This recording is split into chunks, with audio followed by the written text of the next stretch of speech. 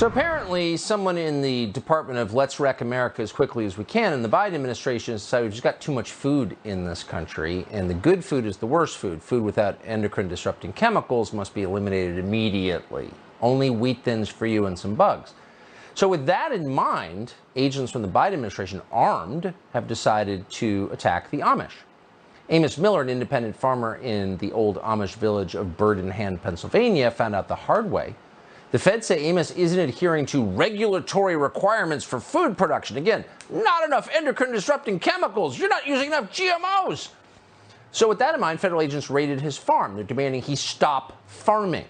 They're also trying to cripple him with $300,000 in fines, an Amish farmer.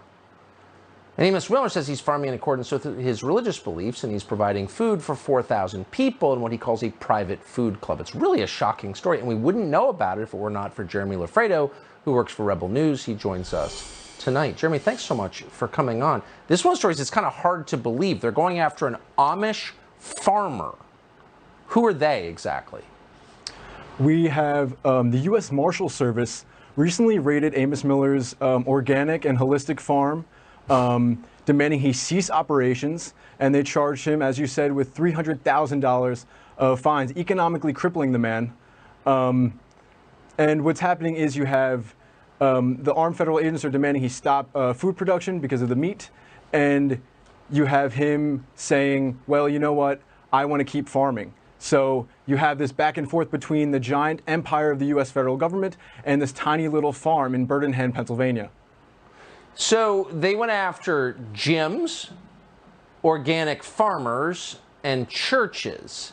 So maybe they're against anything that's wholesome and edifying that makes you stronger and healthier, and in favor of everything that diminishes you and makes you more dependent. I'm just sensing a theme here. Do you see this? Yeah, and another thing the community says is that they're coming after Amos to set an example.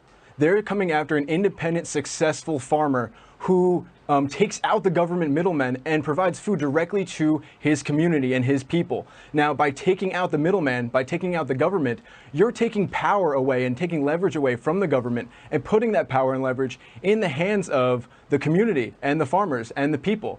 And another thing I'll add is Amos's farm doesn't use any gasoline or any fertilizer. Now, as you know, these commodities have become very expensive because of Biden's policies in regards to the war in Ukraine and Russia. So Amos has completely eliminated any risk coming from the international or domestic politics of the Biden administration, and they're coming after him for it.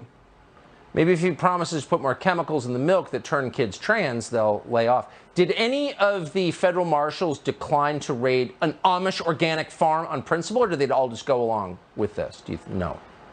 All I know is that many federal agents did not decline to go and did go along with it and raided the farm and took inventory of Amos's farm to make sure that he doesn't sell or produce any more meat.